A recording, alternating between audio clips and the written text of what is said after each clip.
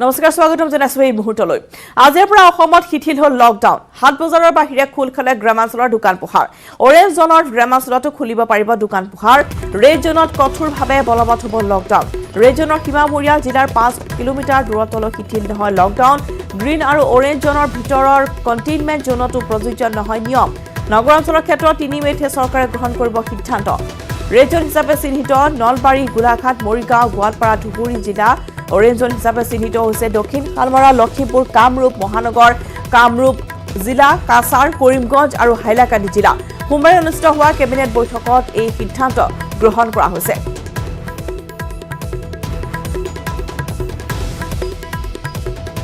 আজিৰ পৰা অসমত শিথিল কৰা হৈছে লকডাউন 7 বজাৰ বাহিৰে খোল খাইছে গ্ৰামাঞ্চলৰ দোকান পোহাৰ সমূহ অৰেঞ্জ জোনৰ গ্ৰামাঞ্চলতো খুলিব পাৰিব দোকান পোহাৰ ৰেড জোনত কঠোৰভাৱে বলবৎ হ'ব লকডাউন ৰেড জোনৰ সীমামূৰীয়া জিলাৰ 5 কিলোমিটাৰ দূৰত্বলৈ শিথিল নহয় লকডাউন নগৰাঞ্চলৰ ক্ষেত্ৰত 3 মে'ত চৰকাৰে ল'ব সিদ্ধান্ত 3 মে'লৈকে যিহেতু সমগ্ৰ দেশজুৰি বলবৎ থাকিব লকডাউন 7 বজাৰ বাহিৰে খুলিব পাৰিব গ্ৰামাঞ্চলৰ দোকান পোহাৰ অৰ্থাৎ সাপ্তাহিক বজাৰ খুলিব নোৱাৰিব বা যিসমূহ বজাৰ আছে সেইসমূহ খোলাৰ ক্ষেত্ৰত অনুমতি প্ৰদান কৰা হোৱা নাই কিন্তু গ্ৰামাঞ্চলৰ যিসমূহ দোকান পোহাৰ সেইসমূহ খোল খাব আজিৰ পৰা আৰু ইতিমধ্যে ৰাতিপুৱাৰ পৰা আমি দেখুৱাইছোঁ যে বিভিন্ন প্ৰান্তত কেনেধৰণৰ পৰিৱেশ গ্ৰামাঞ্চলত বৰ্তমান সেই স্বাভাৱিক জনজীৱন উভতি আহিছে সেইসমূহ দোকান পোহাৰ খোলাৰ পিছতেই কিন্তু ৰেড জোনৰ যিসমূহ জিলা আছে সেই 5খনকৈ জিলাত এই লকডাউন অব্যাহত থাকিব বা তাত শিথিলতা দিয়া হোৱা নাই কিন্তু ইতিমধ্যেই আমি জনাইছোঁ যে আজিৰে পৰা অসমত গ্ৰামাঞ্চলৰ যিসমূহ দোকান পোহাৰ আছে সেইসমূহৰ ক্ষেত্ৰত লকডাউন শিথিল কৰি দিয়া হৈছে গ্ৰামাঞ্চলৰ দোকান পোহাৰ খোল খাব আজিৰ পৰা অৰেঞ্জ জোনৰ গ্ৰামাঞ্চলতো খুলিব পাৰিব দোকান পোহাৰ কিন্তু ৰেড জোনত কঠোৰভাৱে লকডাউন বলবৎ থাকিব ৰেড জোনৰ সীমামূৰীয়া জিলাৰ 5 কিলোমিটাৰ দূৰত্বলৈ শিথিল নহয় লকডাউন গ্ৰীণ আৰু অৰেঞ্জ জোনৰ ভিতৰৰ কণ্টেইনমেণ্ট জোনতো প্ৰযোজ্য নহয় নিয়ম নগৰাঞ্চলৰ ক্ষেত্ৰত 3 মে'ত চৰকাৰে গ্ৰহণ কৰিব সিদ্ধান্ত নগৰাঞ্চলৰ ক্ষেত্ৰত দোকান পোহাৰ খেলাৰ অনুমতি প্ৰদান কৰা হোৱা নাই খোলাৰ অনুমতি প্ৰদান কৰা হোৱা নাই ৰেড জোন হিচাপে চিহ্নিত 5খনকৈ জিলাতো অনুমতি প্ৰদান কৰা হোৱা নাই কিন্তু ইতিমধ্যে আমি জনাইছোঁ যে অৰেঞ্জ জোন আৰু গ্ৰীণ জোনত দোকান পোহাৰসমূহ খুলিব পাৰিব গাঁও অঞ্চলৰ যিসমূহ গলি এলেকা আছে বা গ্ৰামাঞ্চলৰ যিসমূহ অঞ্চল আছে দোকান পোহাৰ আছে সেইসমূহ খোলাৰ ক্ষেত্ৰত শিথিল কৰি দিয়া হৈছে আৰু ইতিমধ্যেই জনাইছোঁ যে অৰেঞ্জ জোন হিচাপে চিহ্নিত দক্ষিণ শালমৰা লখিমপুৰ কামৰূপ মহানগৰ কামৰূপ জিলা কাছাৰ কৰিমগঞ্জ আৰু হাইলাকান্দি জিলাতো সেই দোকান পোহাৰ খুলিব পাৰিব সোমবাৰে অনুষ্ঠিত হোৱা কেবিনেট বৈঠকত এই সিদ্ধান্ত গ্ৰহণ কৰা হৈছে 3 তাৰিখলৈ সেকেন্ড যিটো পৰ্যায়ৰ লকডাউন আছে এই লকডাউনত আমাৰ গাঁও অঞ্চলৰ যিখিনি দোকান এই দোকানসমূহ খুলি দিয়া হ'ব মানে হাট আৰু বজাৰত বাহিৰে যেনে কোনোবা অঞ্চলত বজাৰ বহে সাপ্তাহিক বজাৰ সেইবিলাক নহ'ব বা কোনোবা অঞ্চলত এটা ডাঙৰ চৌক আছে য'ত ধৰক 100খন দোকান আছে গতিকে সেইবিলাক বজাৰ হিচাপত ধৰা যাব গতিকে বজাৰ আৰু বজাৰ যিখিনি আছে হাট আৰু বজাৰ সেইখিনি বাদ দি আমাৰ গ্ৰীণ জোনত গাঁও অঞ্চলত যিখিনি দোকান সেই দোকানসমূহ খুলি দিয়া হ'ব আৰু 5খন জিলাত এইটো ষ্ট্ৰিক্টলি আগৰ দৰে লকডাউন থাকিব সেইটো হৈছে আমাৰ ধুবুৰী গোৱালপাৰা নলবাৰী মৰিগাঁও আৰু গোলাঘাট এই যিকেইখন জিলা আছে এইকেইখন জিলা ৰেড জোনত আছে গতিকে ৰেড জোনত থকা জিলাসমূহত আগৰ দৰে ষ্ট্ৰিক্টলি লকডাউন ফ'ল' কৰা হ'ব আৰু আমাৰ যিবিলাক ৰেড জোন নহয় গ্ৰীণ জোনত খুলি দিয়া হ'ব গতিকে যিখন জিলা ৰেড জোন তাৰ লগত লাগি থকা যিটো জিলাৰ বাউণ্ডেৰী সেই বাউণ্ডেৰীৰ পৰা 5 কিলোমিটাৰ দূৰলৈকে বন্ধ থাকিব গ্ৰীণ জোন হ'লেও সেইখিনি বন্ধ থাকিব আৰু কোন কোন নুখুলে দোকান ৰেড জোনৰ 5 জিলাত নুখুলে দোকান নলবাৰী গোৱালপাৰা ধুবুৰী গোলাঘাট আৰু মৰিগাঁৱত নুখুলে দোকান পোহাৰ ৰেড জোনৰ সীমাত থকা জিলাৰ 5 কিলোমিটাৰ দূৰত্বলৈ নুখুলে কোনো দোকান গ্ৰীণ আৰু অৰেঞ্জ জোনৰ ভিতৰৰ কণ্টেইনমেণ্ট জোনতো নুখুলে দোকান কোনো নগৰ অঞ্চলতো দোকান পোহাৰ খোলা নহয় আমি জনাইছো পুনৰবাৰ যে ক'ত ক'ত দোকান পোহাৰ নুখুলে আজিৰ পৰা ৰেজনৰ 5 জিলাত নুখুলে দোকান নলবাৰী গোৱালপাৰা ধুবুৰী গোলাঘাট আৰু মৰিগাঁৱত নুখুলে দোকান ৰেজনৰ সীমা থকা জিলাৰ 5 কিলোমিটাৰ দূৰত্বলৈ কোনো দোকান নুখুলে গ্ৰীণ আৰু অৰেঞ্জ জোনৰ কণ্টেইনমেণ্ট জোনতো দোকান পোহাৰ খোলাৰ ক্ষেত্ৰত অনুমতি প্ৰদান কৰা হোৱা নাই শিথিলতা ক'ত ক'ত আছে আমি জনাইছো ৰেজনত কঠোৰভাৱে বলবৎ থাকিব লকডাউন গ্ৰামাঞ্চলত শিথিল কৰা হৈছে কিন্তু তাৰ বিপৰীতে ৰেজনৰ যিসমূহ স্থান নলবাৰী ধুবুৰী গোলাঘাট মৰিগাঁও গোৱালপাৰা জিলাত কিন্তু লকডাউন অব্যাহত থাকিব ৰেজনৰ সীমামূৰীয়া জিলাৰ 5 কিলোমিটাৰ দূৰত্বলৈ শিথিল নহয় লকডাউন আৰু নগৰ অঞ্চলৰ ক্ষেত্ৰত 3 মে'তহে চৰকাৰে ল'ব সিদ্ধান্ত কেতিয়া দোকান খুলি দিয়া হ'ব নগৰ অঞ্চলৰ ক্ষেত্ৰত সেয়া 3 মে'ত সিদ্ধান্ত লোৱা হ'ব কিন্তু 7 বজাৰ বাহিৰে বাকীসমূহ গ্ৰামাঞ্চলৰ দোকান পোহাৰ খুলিব পাৰিব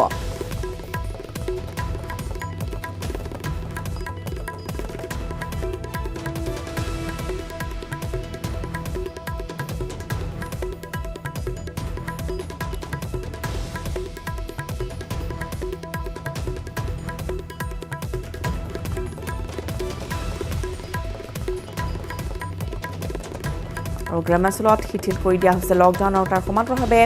আমি জনাইছো যে ৰেজনৰ সীমামূৰীয়া জিলাৰ 5 কিলোমিটাৰ লৈকে সেই নিষেধাজ্ঞা অব্যাহত থাকিব অৰ্থাৎ তাত দোকান পোহাৰ খোলাৰ ক্ষেত্ৰত অনুমতি প্ৰদান কৰা হোৱা নাই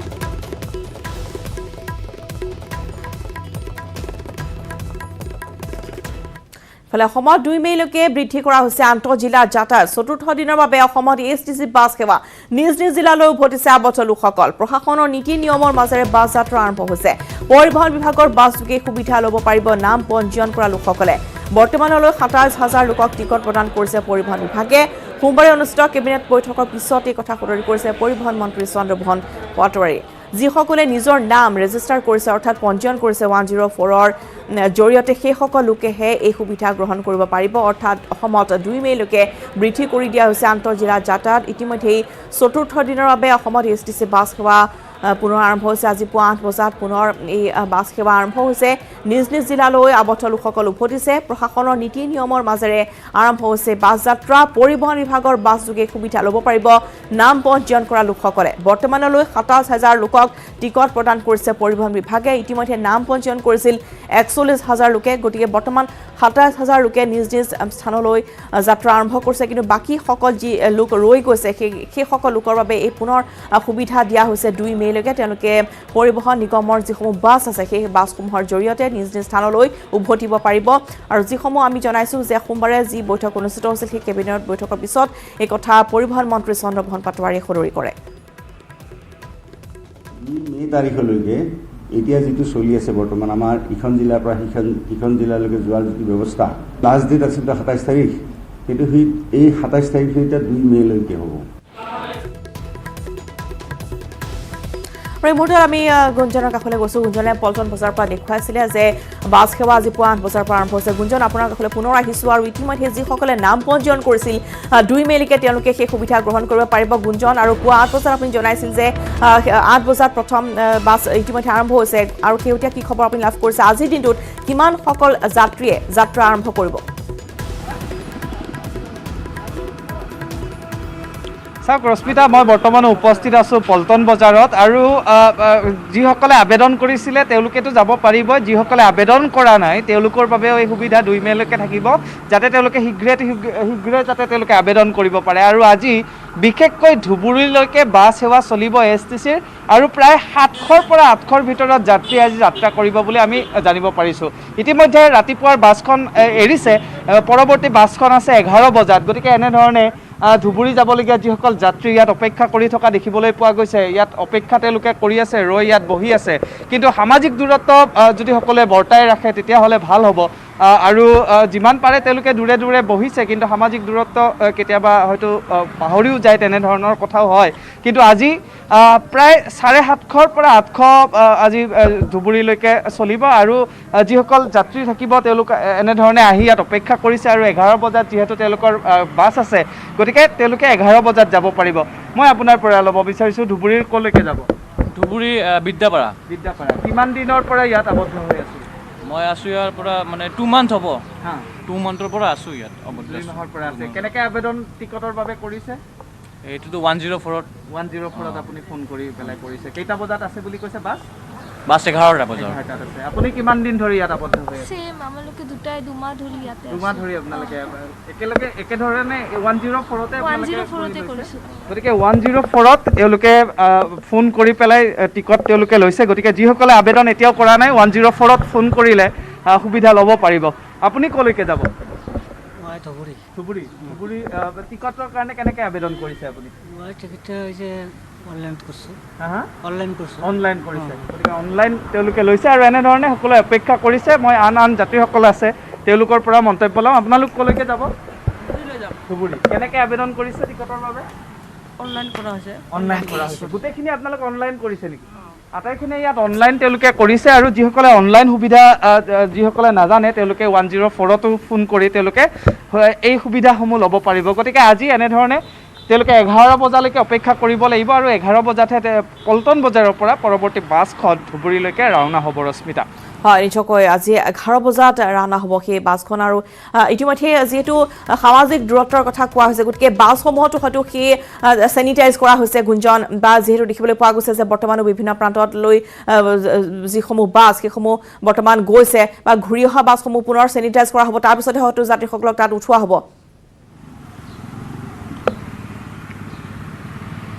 নিশ্চয়কৈ ASTCৰ বাছসমূহ চেনিটাইজ কৰা হৈছে কিন্তু আমি দেখুৱাইছোঁ এয়া হৈছে চিটি বাছ আৰু চিটি বাছ কেইখনো ইয়াত বিশেষভাৱে লগোৱা হৈছে যে যিসকল যাত্ৰী ইয়াৰ পৰা ISBTলৈকে যাব বিচাৰিব তেওঁলোকে যাতে এই বাছৰ সহায়ত যাব পাৰে মই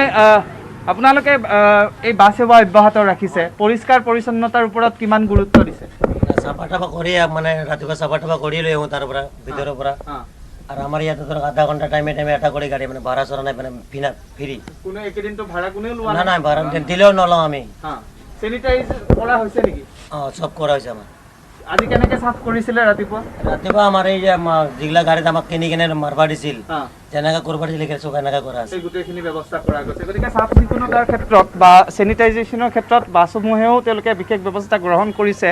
আৰু এনেধৰণে চিটি বাছকে ধৰি ASTCৰ বাছসমূহেও তেওঁলোকে চেনিটাইজেশ্যনৰ ওপৰত বিশেষ গুৰুত্ব দিয়া দেখিবলৈ পোৱা গৈছে ৰশ্মিতা হয় নিশ্চয় গুঞ্জন ধন্যবাদ জনাইছোঁ আপোনালৈ গুঞ্জনে দেখুৱালে এনেদৰে পল্টন বজাৰৰ পৰা বৰ্তমান যিহেতু বহু সংখ্যক যাত্ৰীয়ে তাত ৰৈ আছে 11 বজাত তেওঁলোকৰ বাছ আছে আৰু ধুবুৰীলৈ পৰা 700 পৰা 800 লোকক আজি লৈ যোৱা হ'ব যিহেতু ধুবুৰী বৰ্তমান ৰেড জোন তাৰপিছতো যিসকল বহু দিন ধৰি আবদ্ধ হৈ পৰিছিল প্ৰায় দুমাহ ধৰি আবদ্ধ হৈ পৰিছিল সেই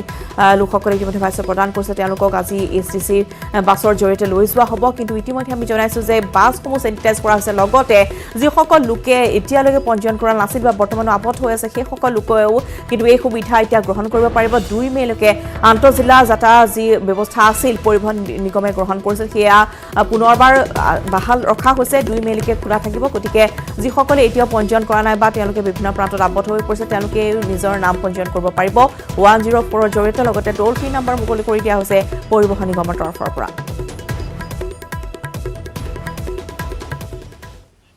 আৰু খবৰ বাতৰিত সময় হৈছে দিছোঁ বাণিজ্য বিৰতি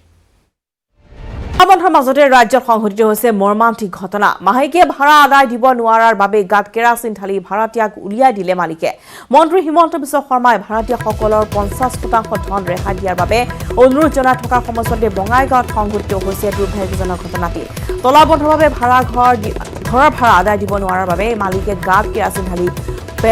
উলিয়াই দিলে এগৰাকী ভাড়াতীয়া মহিলাক দেশজুৰি চলি থকা তলাবন্ধৰ ফলত পদপথত দোকান দি পৰিয়াল পোহপাল দিয়া মহিলাগৰাকীৰ বন্ধ হৈ পৰে আৰ্থিক উপাৰ্জন তাৰপিছতো কিন্তু দুৰ্ভগীয়া মহিলাগৰাকীক মাহিলী ভাড়া আদায়ৰ বাবে হেঁচা দিছিল ঘৰৰ মালিকে অসহায় ভাড়াতীয়া মহিলাগৰাকীৰ অনুৰোধ অগ্ৰাহ্য কৰি মালিকে বিভিন্ন কটু মন্তব্য কৰাৰ লগতে ঘৰ খালী কৰাৰ নিৰ্দেশ দিয়ে তলাবন্ধৰ বাবে ঘৰ এৰিবলৈ সক্ষম নোহোৱাত ভাড়াতীয়া মহিলাগৰাকীক সোমবাৰে নিশা অশ্লীল গালি গালাজ ভয় ভাবুকি প্ৰদান কৰিয়ে ক্ষান্ত নাথাকি গাত কেৰাচিন পৰ্যন্ত ঢালি দিয়ে নিষ্ঠুৰ মালিকে ফলত কণমানি 2 সন্তানক বুকুত লৈ নিশাটো আৰক্ষী থানাত আশ্ৰয় ল'বলগীয়া হয় দুৰ্ভগীয়া মহিলাগৰাকীয়ে ইতিমধ্যে ভুক্তভোগী মহিলাগৰাকীয়ে ভাড়াঘৰ মালিকৰ বিৰুদ্ধে থানাত দাখিল কৰিছে এজাহাৰ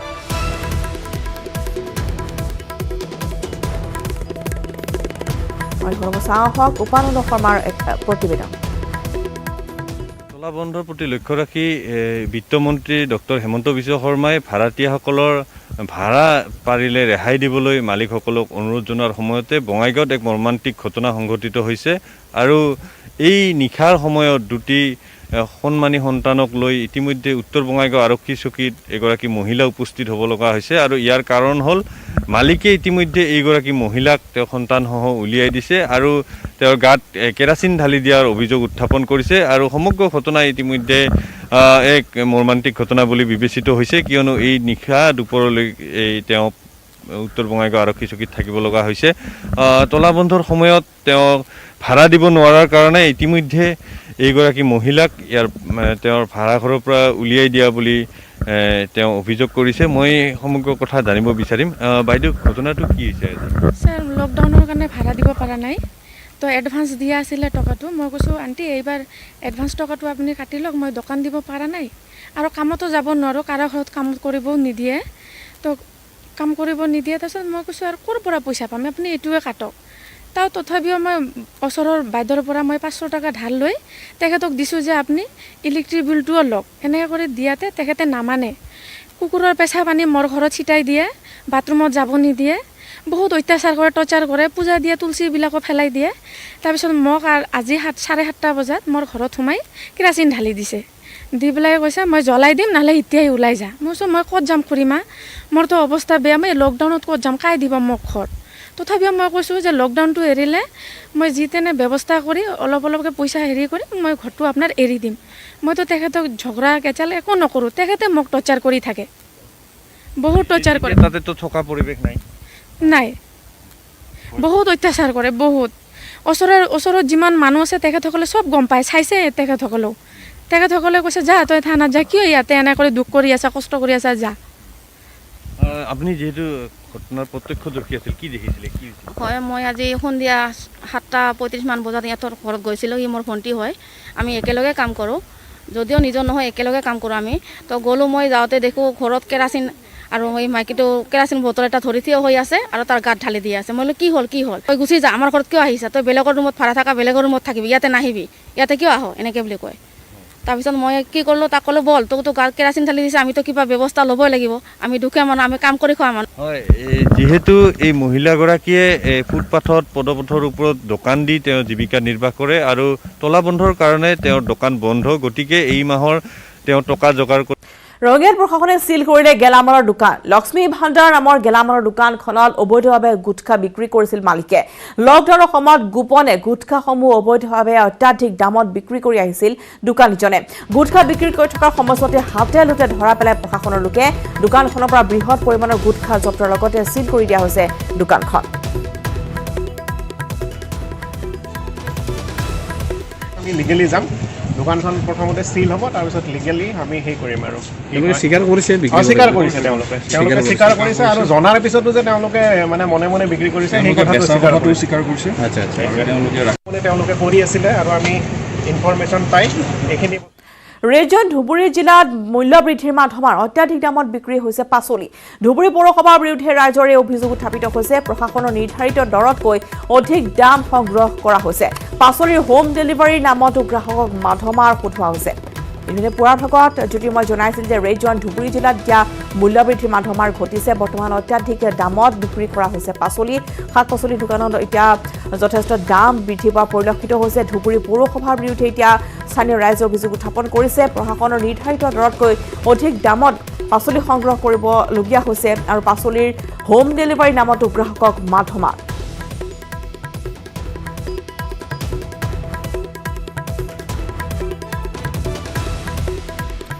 আৰু কেনেধৰণৰ মাধমাৰ পৰিছে বৰ্তমান ধুবুৰীবাসীৰ ওপৰত এক ৰিপৰ্ট আগবঢ়াইছোঁ জ্যোতিৰ্ময়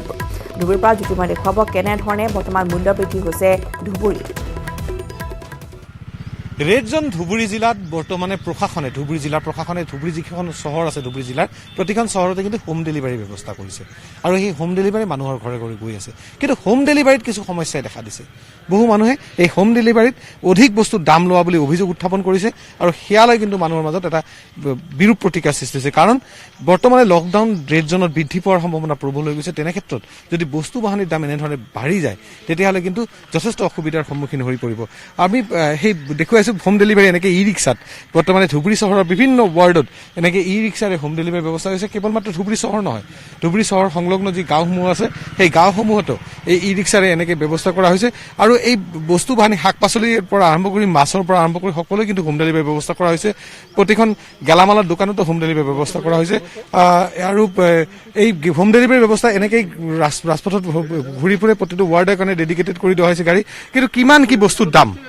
কিমান দাম আলুৰ কি দাম? আলু 40 টাকা, আলু 40 টকা দাম। তুমি কিমানত কিনিছা? 30 টাকা, 30 টাকা। কাৰ পৰা কিনিছা তুমি? ये छोटका दार बीरबल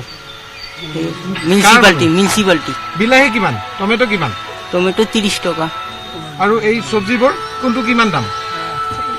একটু কোয়াশ 30 টাকা, 20 টাকা। বেগুন আপনার 30 টাকা, তারপরে বিট আপনার 30 টাকা। হয়, বস্তু বাহানিৰ দাম বেছি হৈছে বুলি ৰাইজে অভিযোগ কৰিছে। কাৰণ মিউনিচিপালিটিৰ পৰা তেওঁলোকে কিনিব লাগিব, তেওঁলোকে হোলচেলৰ পৰা কিনিব নোৱাৰে। বস্তুৰ দাম কেনেকুৱা পাইছে? বস্তুৰ দাম বেছি লৈছে। তো বিলাহীটো আমাৰ বজাৰত 20 টাকা কিলো বিক্ৰী হৈ আছে। সেই বস্তুবিলাকে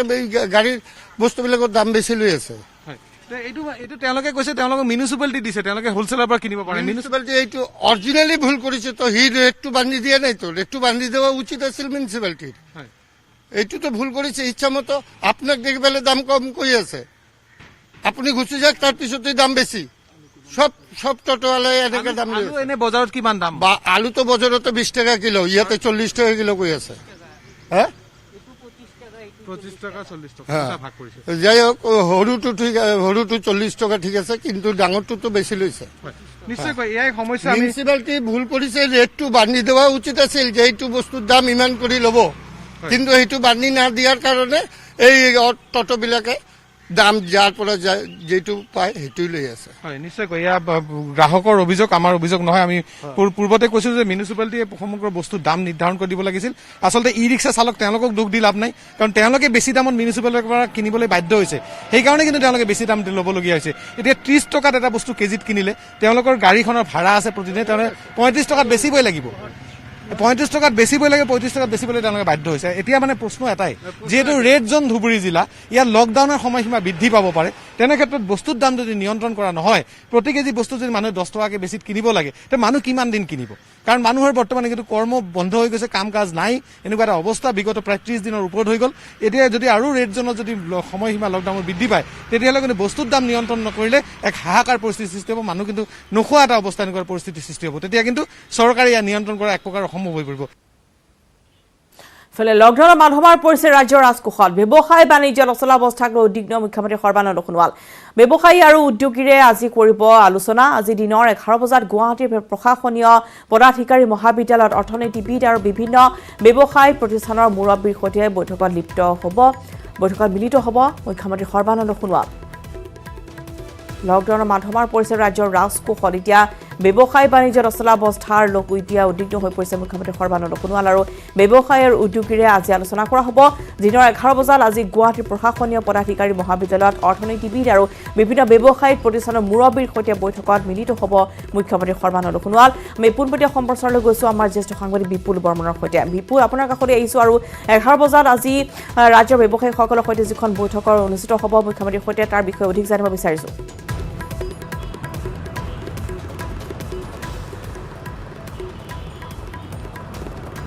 ৰশ্মিতা, ইতিমধ্যে যি ধৰণে যি কেবিনেট বৈঠক যোৱাকালি অনুষ্ঠিত হৈছিলে, আৰু আমাৰ দৰ্শকে জানে যে 22 তাৰিখে 22 মাৰ্চৰ দিনাখন জনতাৰ সান্ধ্য নাছিলে। 23 তাৰিখৰ দিনটো একো নাছিলে। 24 তাৰিখৰ পৰা প্ৰথম পৰ্যায়ৰ লকডাউন আৰম্ভ হৈছিলে, আৰু এতিয়া বৰ্তমান দ্বিতীয় পৰ্যায়ৰ লকডাউন চলি আছে। মাজতে আৰু মাত্ৰ 4টা দিন আছে। তাৰপিছত এতিয়া 3 তাৰিখলৈকে 3 মে'লৈকে এই লকডাউন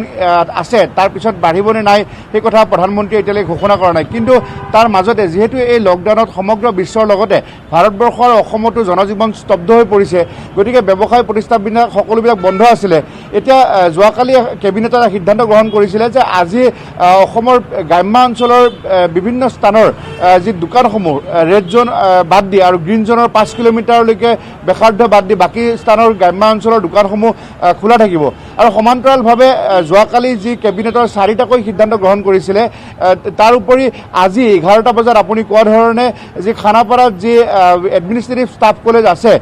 পদাধিকাৰী মহাবিদ্যালয় তাত আজি 11 বজাত বিভিন্ন অৰ্থনীতিবিদ আৰু ব্যৱসায়িক প্ৰতিষ্ঠানসকলৰ মুৰব্বীৰ সৈতে এখন সভা অনুষ্ঠিত হ'ব গতিকে গ্ৰাম্য অঞ্চলত আজি দোকান পোহাৰ খোলা দিছে এতিয়া এই কেইটা দিন 2 মে বা 3 মেৰ পিছত কি ধৰণৰ ব্যৱস্থা গ্ৰহণ কৰিব কাৰণ এতিয়াও কৰোনা ভাইৰাছ সম্পূৰ্ণৰূপে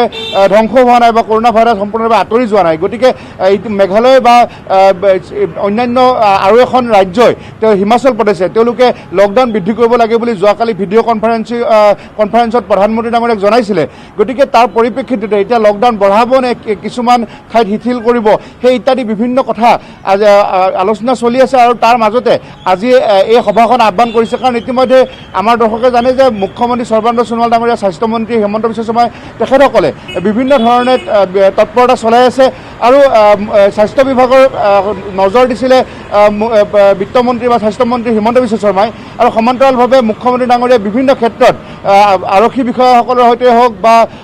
ব্যৱসায়ীসকলৰ সৈতে হওক সকলোৰে লগত তেখেতে কথা বতৰা পাতি আছিলে তেনে ক্ষেত্ৰত আজি এডমিনিষ্ট্ৰেটিভ ষ্টাফ কলেজত দিনৰ 11টা বজাত মই পুনৰ কৈছোঁ আজি অৰ্থনীতিবিদসকলৰ সৈতে আৰু ব্যৱসায়িক প্ৰতিষ্ঠানৰ মুৰব্বীৰ সৈতে এখন গুৰুত্বপূৰ্ণ বৈঠক অনুষ্ঠিত কৰিব তাত তেখেতসকলে পৰামৰ্শ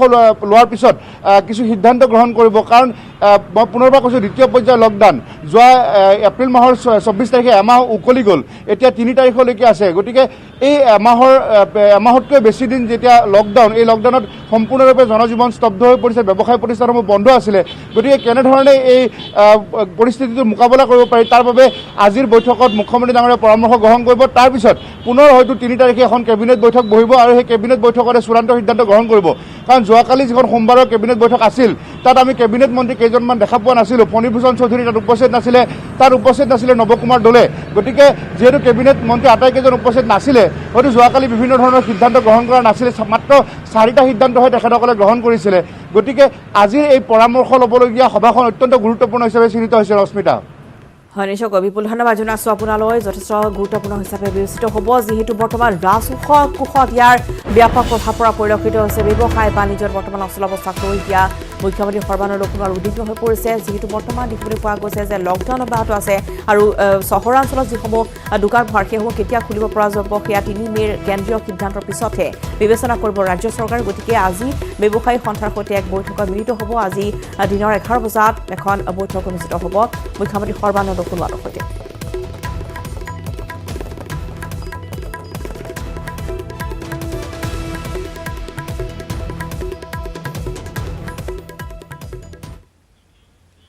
খবৰ অব্যাহত থাকিব সময় হৈছে পুনৰ এটি বিৰতি আৰু এইখিনি মুহূৰ্তত COVID-19ৰ কেতবোৰ আপডেট আহি পৰিছে 934 জনলৈ বৰ্তমান বৃদ্ধি পাইছে ভাৰতত COVID-19ৰ মৃতকৰ সংখ্যা 24 ঘণ্টাত ভাৰতত 62 জন সংক্ৰমিতৰ মৃত্যু হৈছে মহাৰাষ্ট্ৰত সৰ্বাধিক 369 গৰাকীৰ মৃত্যু হৈছে মহাৰাষ্ট্ৰত সংক্ৰমিত লোকৰ সংখ্যা হৈছে 8590 গৰাকী গুজৰাটৰ দ্বিতীয় সৰ্বাধিক 162 গৰাকীৰ মৃত্যু সংক্ৰমিতৰ সংখ্যা হৈছে 3545 গৰাকী মধ্যপ্ৰদেশত তৃতীয় সৰ্বাধিক 110 গৰাকী লোকৰ মৃত্যু হৈছে সংক্ৰমিত হৈছে 2168 গৰাকী লোক ভাৰতত এই পৰ্যন্ত সংক্ৰমণ হৈছে 29435 গৰাকী লোকৰ ভাৰতত আৰোগ্য লাভ কৰিছে 6361 গৰাকী লোকে পুনৰবাৰ জনাইছোঁ 934 জনলৈ বৃদ্ধি ভাৰতত COVID-19ত মৃতকৰ সংখ্যা 24 ঘণ্টাত ভাৰতত 62 জনলৈ সংক্ৰমণৰ সংখ্যা বৰ্তমান বৃদ্ধি পাইছে 62 জনৰ মৃত্যু হৈছে 24 ঘণ্টাত মহাৰাষ্ট্ৰত সৰ্বাধিক 369 গৰাকীৰ মৃত্যু হৈছে সংক্ৰমিত লোকৰ সংখ্যা হৈছে 8590 গৰাকী গুজৰাটত দ্বিতীয় সৰ্বাধিক 162 গৰাকীৰ মৃত্যু সংক্ৰমিত হৈছে 3545 মধ্যপ্ৰদেশত তৃতীয় সৰ্বাধিক 110 গৰাকীৰ মৃত্যু হোৱাৰ বিপৰীতে সংক্ৰমণ হৈছে 2168 গৰাকীৰ লোকলৈ ভাৰতত এই পৰ্যন্ত সংক্ৰমণ হৈছে 29435 গৰাকী লোকৰ ভাৰতত আৰোগ্য লাভ কৰিছে 6361 গৰাকী লোকে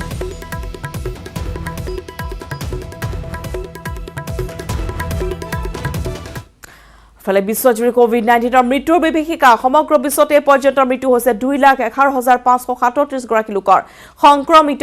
30,64,225 গৰাকী লোক আমেৰিকাত সৰ্বাধিক 56,797 গৰাকীৰ মৃত্যু হৈছে সংক্ৰমিত লোকৰ সংখ্যা হৈছে 10,10,356 ইটালী দ্বিতীয় সৰ্বাধিক 26,977 গৰাকীৰ মৃত্যু সংক্ৰমিত আন 1,99,414 গৰাকী লোক স্পেইনত তৃতীয় সৰ্বাধিক 30,521 গৰাকীৰ মৃত্যু হোৱাৰ বিপৰীতে সংক্ৰমিত হৈছে আন 22,09,422 গৰাকী লোক বিশ্বজুৰি এতিয়া প্ৰতি মুহূৰ্ততে মৃত আৰু সংক্ৰমিত লোকৰ সংখ্যা বৃদ্ধি পাইছে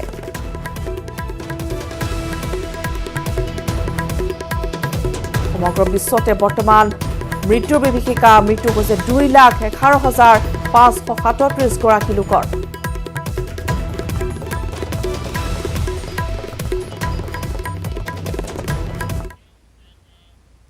ৰঙিয়াৰ খবৰ ৰঙিয়াত বিদ্যুতৰ বিল সংগ্ৰহৰ কেন্দ্ৰত লকডাউন উলংঘা মহামাৰী কৰোনাৰ বিৰুদ্ধে যুঁজ দিবলৈ দেশজুৰি লকডাউন অব্যাহত থকাৰ সময়ছোৱাতে ৰঙিয়াৰ ডিমুত চৰকাৰী নিৰ্দেশনা ভংগ কৰিছে কাংশলোকে অসম শক্তি বিতৰক কোম্পানীৰ ৰঙিয়া উপ সংমণ্ডলৰ অধীনত প্ৰতিমাহে অস্থায়ীভাৱে স্থাপন কৰা বিদ্যুতৰ বিল সংগ্ৰহ কেন্দ্ৰত উলংঘন কৰিছে তলাবন্ধ কৰোনা ভাইৰাছৰ ভয়াৱহতাৰ প্ৰতি যেন এতিয়াও সজাগ হোৱা নাই সকল লোক সামাজিক দূৰত্ব বজাই নাৰাখি লোকসকলে এনেদৰে এতিয়া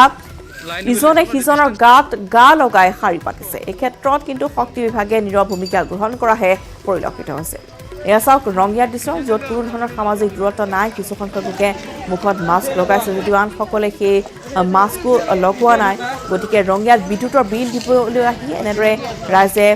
উলংঘা কৰিছে লকডাউন মহামাৰী কৰোনাৰ বিৰুদ্ধে যুঁজ দিবলৈ দেশজুৰি অব্যাহত থকা লকডাউনৰ মাজতে ৰঙিয়াৰ ডিমুত চৰকাৰী নিৰ্দেশনা ভংগ কৰিছে সকল লোকে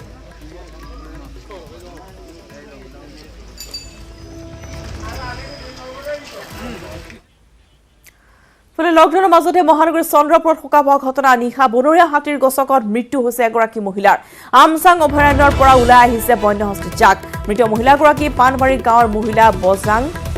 বংজাং আত্মীয়ৰ ঘৰলৈ গৈ থকা অৱস্থাতে মুখামুখি হৈছিল হাতীৰ ঘটনাস্থলীত উপস্থিত প্ৰাগজ্যোতিষপুৰ আৰক্ষী বন বিভাগৰ বিৰুদ্ধে ক্ষোভ গুজাৰিছে গাঁওবাসীয়ে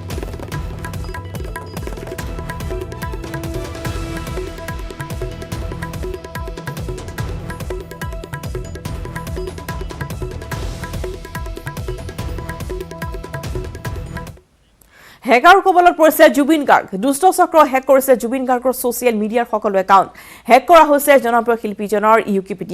ইউকিপিডিয়া জুবিন গাৰ্গৰ ফটোৰ বিপৰীতে উপলব্ধ হয় বেলেগৰ নাম জুবিনৰ ইউকিপিডিয়াত মহম্মদ জেহাদ হুছেইন মুন্নাৰ নাম গুগলত জুবিন গাৰ্গৰ নাম চাৰ্চ কৰিলে ওলাই মহম্মদ জেহাদ হুছেইন মুন্নাৰ নাম ধন্যবাদ জনাইছো এতিয়া হেকাৰ কবলত পৰিছে জুবিন গাৰ্গ দুষ্ট চক্ৰ হেক কৰিছে জুবিন গাৰ্গৰ অফিচিয়েল সকলো ছ'চিয়েল মিডিয়াৰ সকলো একাউণ্ট আৰু জুবিন গাৰ্গৰ ইউকিপিডিয়াও হেক কৰিছে দুষ্ট চক্ৰটোৱে ইউকিপিডিয়া জুবিন গাৰ্গৰ ফটোৰ বিপৰীতে উপলব্ধ হৈছে বেলেগৰ নাম য'ত ফুল নেমত আন এজনৰ নাম মহম্মদ জেহাদ হুছেইন মুন্নাৰ নাম সন্নিৱিষ্ট কৰিছে দুষ্ট চক্ৰই গুগলতো জুবিন গাৰ্গৰ নাম চাৰ্চ কৰিলে ওলাই মহম্মদ জেহাদ হুছেইন মুন্নাৰ নাম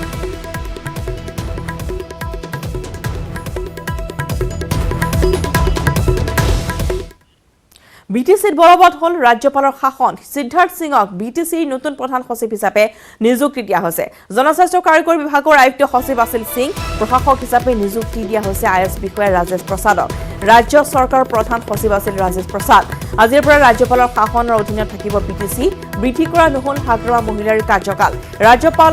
শাসনৰ লগে লগে অন্ত পৰিল হাগ্ৰামা মহিলাৰ কাৰ্যকাল 6 মাহলৈ কাৰ্যকাল বৃদ্ধিৰ আবেদন জনাইছিল হাগ্ৰামাই কৰোনা ভাইৰাছৰ সংক্ৰমণ আৰু লকডাউনৰ বাবে স্থগিত ৰখা হৈছিল বিটিচি নিৰ্বাচন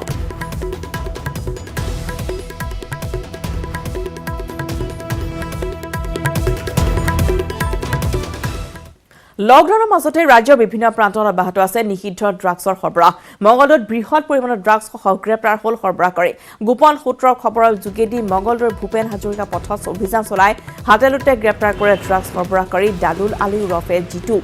ধৃত সৰবৰাহকাৰীটোৰ পৰা আৰক্ষীয়ে জব্দ কৰিছে 6টা হেৰইন ভৰ্তি কণ্টেইনাৰ নগদ 25,000 টকা আৰু চোকা অস্ত্ৰসহ এখন পালচাৰ বাইক দীৰ্ঘদিন ধৰি চহৰখনৰ ভিন্ন প্ৰান্তত ড্ৰাগছ সৰবৰাহ কৰি আহিছে ধৃত যুৱকে মঙলদৈ থানাত কেছ ৰুজু কৰি ধৃত ড্ৰাগছ সৰবৰাহকাৰীটোক অধিক তথ্যৰ বাবে এতিয়া জেৰা অব্যাহত ৰাখিছে আৰক্ষীয়ে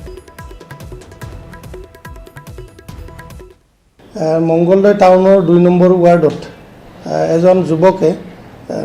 কিছুমান ড্ৰাগছ সৰবৰাহ কৰি আছে বুলি জানিব পৰা যায় আৰু সেইমতে আমি আমাৰ মঙলদৈ থানাৰ টাউন ব্ৰাঞ্চৰ এছআই লাটুক দাস আমাৰ ছেকেণ্ড অফিচাৰ চন্দন দাস আৰু আমি নিজে সংঘীয় ষ্টাফ হোৱা আমি ঘটনাস্থলীত গৈ তৎকালীনভাৱে উপস্থিত হওঁ আৰু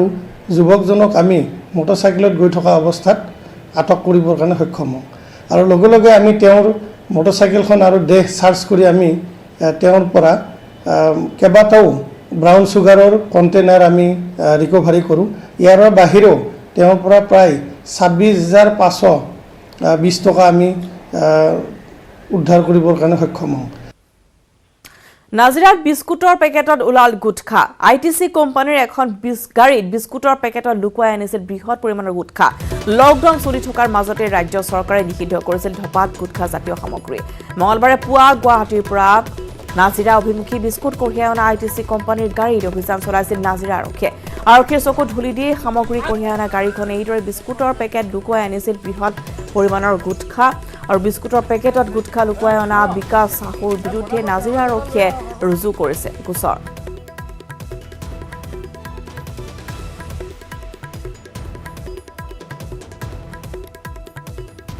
কোনোবাই জনাইছো নাজিৰাত বিস্কুটৰ পেকেটত ওলাইছে গুটখা এইসমূহ আমি কাৰ্টুন দেখুৱাইছো বিস্কুটৰ কাৰ্টুন এইসমূহ ITC কোম্পানীৰ এখন গাড়ীত বিস্কুটৰ পেকেটত বৃহৎ পৰিমাণৰ গুটখা লুকুৱাই অনা হৈছিল লকডাউন চলি আছে সমগ্ৰ দেশজুৰি তাৰ মাজতে কিন্তু ৰাজ্য চৰকাৰ ধপাত বা গুটখা জাতীয় সামগ্ৰী নিষিদ্ধ কৰা হৈছে আৰু ইতিমধ্যে তেনে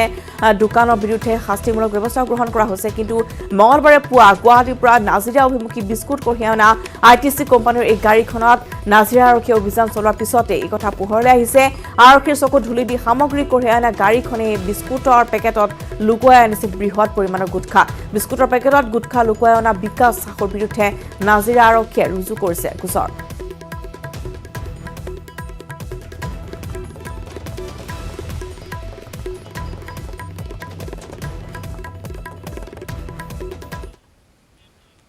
সোশ্যাল মিডিয়াত সাম্প্ৰদায়িক মন্তব্য দি ঢেকিয়াজুলিত আটক হল যুৱক অশ্লীল বাক্য সাম্প্ৰদায়িক মন্তব্যৰে ফেচবুক পোষ্ট দিছিল বান্তি সাহা নামৰ এজন যুৱকে পলাতক সৰোজ বণিক নামৰ আন এটা অভিযুক্ত লকডাউনৰ সময়ছোৱাত সোশ্যাল মিডিয়াত যাতে কোনেও সাম্প্ৰদায়িক পোষ্ট দিব নোৱাৰে তাৰ প্ৰতি চোকা নজৰ ৰাখিছে আৰক্ষী প্ৰশাসনে তেনে সময়ছোৱাতে ফেচবুকত সাম্প্ৰদায়িক পোষ্ট দিছিল এই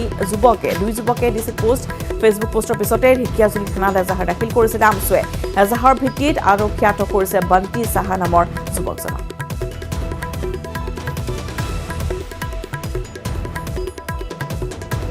এজন ব্যৱসায়ী বান্তি সাহা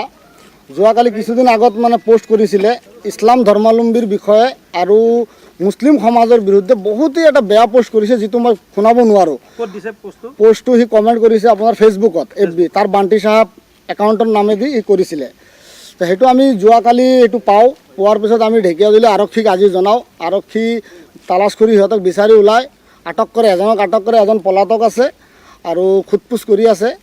আৰু আমাৰ ইছলাম ধৰ্মাৱলম্বীৰ লোক আজি বহুতো আঘাত পাইছে এই কমেণ্টটো চাই ঢেকিয়াজুলিত যিহেতু এইটো নাছিলে কেতিয়াও ছয়গাঁৱৰ দুজন পঞ্চায়ত সচিবক নিলম্বন কৰা হৈছে দুইজনৰ বিৰুদ্ধে সাহায্যৰ ধন আত্মসাতৰ অভিযোগ উত্থাপিত হৈছে নিলম্বিত আচলপাৰা গাঁও পঞ্চায়তৰ সচিব ভাইজান আলী হাতীপৰা পঞ্চায়তৰ সচিব ফুলচান আলীকো নিলম্বন কৰা হৈছে পঞ্চায়ত আৰু গ্ৰামোন্নয়ন বিভাগৰ আয়ুক্তৰ নিৰ্দেশ মৰ্মে নিলম্বন কৰা হৈছে দুইজনকে একালীন সাহায্যৰ ধন বিতৰণত খেলি মেলিৰ অভিযোগ উত্থাপিত হৈছে এই দুইগৰাকী সচিবৰ বিৰুদ্ধে ছয়গাঁৱৰ দুজনকৈ পঞ্চায়ত সচিবক নিলম্বন কৰা হৈছে আমি জনাইছোঁ এই মুহূৰ্তৰ এক গুৰুত্বপূৰ্ণ খবৰ দুজনকৈ পঞ্চায়ত সচিব ছয়গাঁৱৰ নিলম্বন কৰা হৈছে দুইজনৰ বিৰুদ্ধে সাহায্যৰ ধন আত্মসাতৰ অভিযোগ উত্থাপিত হৈছে নিলম্বিত আচলপাৰা গাঁও পঞ্চায়তৰ সচিব ভাইজান আলী আৰু হাতীপাৰা পঞ্চায়তৰ সচিব ফুলচান আলীকো কৰা হৈছে নিলম্বন পঞ্চায়ত আৰু গ্ৰামোন্নয়ন বিভাগৰ আয়ুক্তৰ নিৰ্দেশ মৰ্মে কৰা হৈছে নিলম্বন একালীন সাহায্যৰ ধন বিতৰণত খেলি মেলিৰ অভিযোগ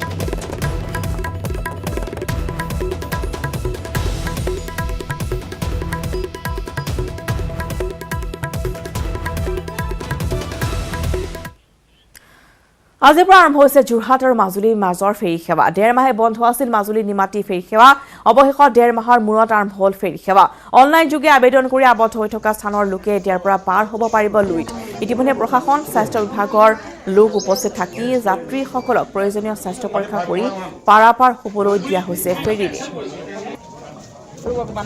দীৰ্ঘদিন ধৰি বন্ধ হৈ থকা ফেৰী সেৱা আজিৰ পৰা মুকলি কৰি দিয়া হৈছে যোৰহাট আৰু মাজুলীৰ মাজৰ ফেৰী সেৱা আৰম্ভ হৈছে আজিৰে পৰা বিগত 1.5 মাহে বন্ধ হৈ আছিল মাজুলী নিমাতী ফেৰী সেৱা আৰু অৱশেষত 1.5 মাহৰ মূৰত পুনৰ ফেৰী সেৱা আৰম্ভ হৈছে অনলাইন যোগে আবেদন কৰি আবদ্ধ হৈ থকা স্থানৰ লোকে এতিয়াৰ পৰা পাৰ হ'ব পাৰিব লুইত ইতিমধ্যে প্ৰশাসন স্বাস্থ্য বিভাগৰ লোকৰ উপস্থিতিত যাত্ৰীসকলক প্ৰয়োজনীয় স্বাস্থ্য পৰীক্ষা কৰিবলৈ দিয়াৰ পিছত পাৰাপাৰ হ'বলৈ অনুমতি প্ৰদান কৰা হৈছে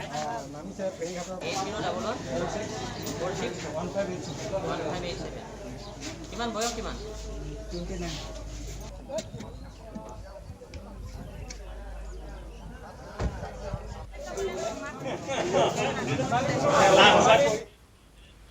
ৰেল সমস্যাই মুহূৰ্তৰ পৰা এতিয়া বিদায় লোৱাৰ নমস্কাৰ